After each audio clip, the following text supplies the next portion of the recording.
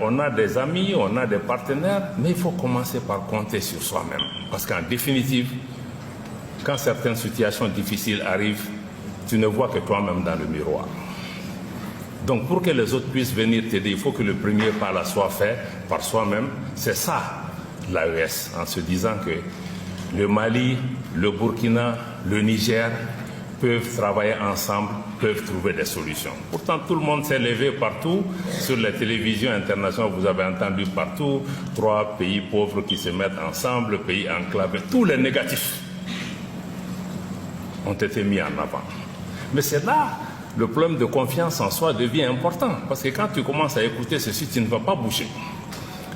Or, nous savons que ne serait-ce que sur le plan de la sécurité, le peu de moyens que le Mali a, le peu de moyens que le Burkina a, le peu de moyens que le Niger a, mais en les mettant ensemble, on voit le résultat sur le terrain. Parce que le problème n'est pas une question de moyens, le problème c'est une question d'approche. Nous avons décidé que s'il y a une menace au Burkina, c'est une menace pour le Mali, c'est une menace pour le Niger. Ça déjà c'est une force. Donc il ne faut pas que les gens nous amènent à penser ceci. Donc pour nous, c'est de dire qu'on n'attend plus que l'aide vienne d'X, Y, mais l'aide viendra peut-être de Ouagadougou, de Niamey, de Dori, de Bobo Dioulasso. Donc ça déjà, je pense que c'est un changement de mentalité. Et nous voyons que si le Mali a un hélicoptère, le Burkina a un hélicoptère, le Niger a, si on met ensemble, on a déjà 3 hélicoptères. Donc je pense que la mutualisation de nos efforts, et surtout ce qui est important, c'est la sincérité dans les relations. Donc je pense que ça, c'est vraiment un changement de paradigme parce que chaque fois que nos pays ont eu des problèmes, moi, on voit ici en Afrique, je vais venir aussi pour en parler dans les conclusions, chaque fois qu'il y a des problèmes, on attend l'aide de l'extérieur.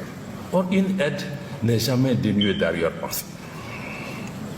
Quelle que soit la justesse ou les bonnes foi de ces acteurs. Donc, je pense que l'AES est une dynamique importante par rapport à cela parce que nous avons dit que ce n'est pas de l'arrogance de dire qu'on a besoin de personnes aussi.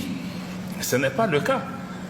On a besoin d'autres, mais ce besoin-là doit se situer par rapport à ce que nous faisons. Aujourd'hui, dans le cadre de l'AES, nous avons aussi le courage de dire non, parce que ce n'est pas parce que quelqu'un paye un chèque qu'on va le suivre.